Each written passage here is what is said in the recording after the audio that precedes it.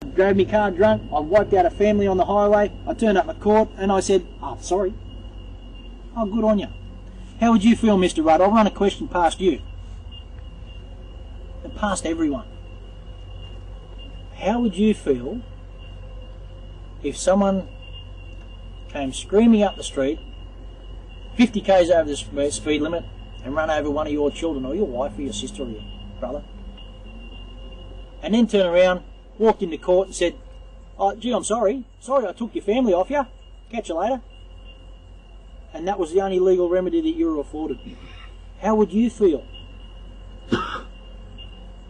Because that's how the Aboriginal people of Australia feel in respect of Mr. Rudd's apology.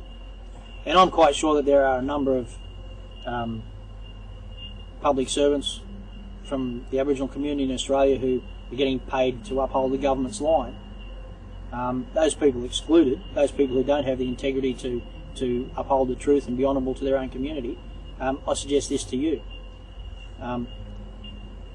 Maybe you should stand down from your position and have a really good look at what you've sold yourself for. Because you've really sold your soul if that is the position. If you can't see the truth and you would prefer that things just continue the way they are so you can just maintain your job sort of thing, you really need to have a look at your own levels of integrity. You really need to have a look at it. Let's have a look at what's happening in New South Wales in respect of Aboriginal land. We've got a state government that is laundering land, Crown land, through the Aboriginal Land Council system. And what are they doing? They're handing over Crown land to the Aboriginal Land Councils, local Aboriginal Land Councils, and then they turn around and they put in an administrator. And while the administrator's in, he'll turn around and sell the land to Macquarie Bank, or some other bank, or some other interested party. And then the administrator goes and the local members of the Land Council are none the wiser. Over 15,500 lots of prime Crown land in 2007 alone were handed over to the New South Wales Land Council.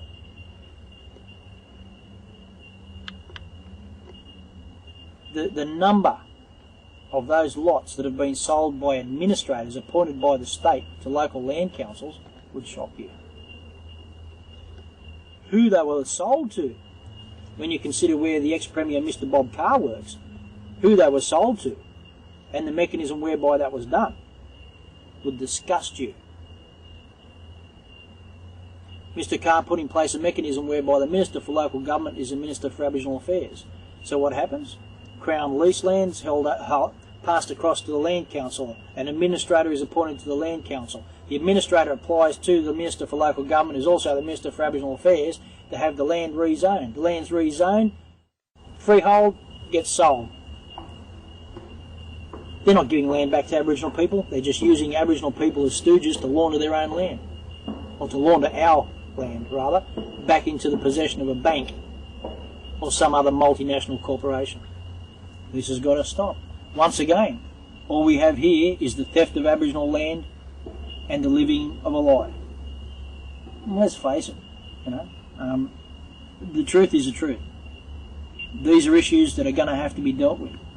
And if non-Indigenous Australians believe that they're exempt from this sort of behaviour by the Crown, by the government, you really, really need to stop and think about it.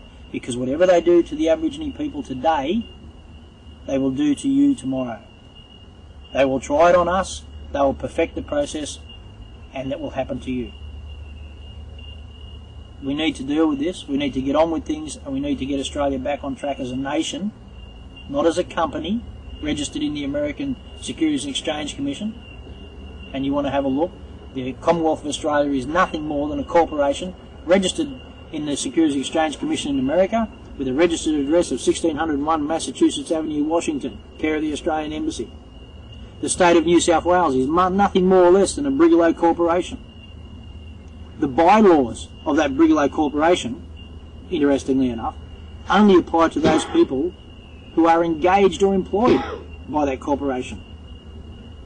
Not me, because I'm not engaged or employed by the state of New South Wales. I'm a free sovereign being. I'm a free man on the land. I am not a number in their book. I am free and I'll live free. I am not subject to their law. I refuse to be subject to their law. And I know that I will ultimately, I suppose, get dragged into their court again, and we'll go through the same process we've been through before, where the Crown and the court can't prove jurisdiction over me. Nonetheless, they'll do it. Why?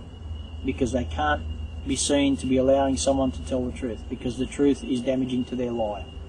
It's like when, see, they can bring a bit of darkness into our light, and their bit of darkness just stays with them.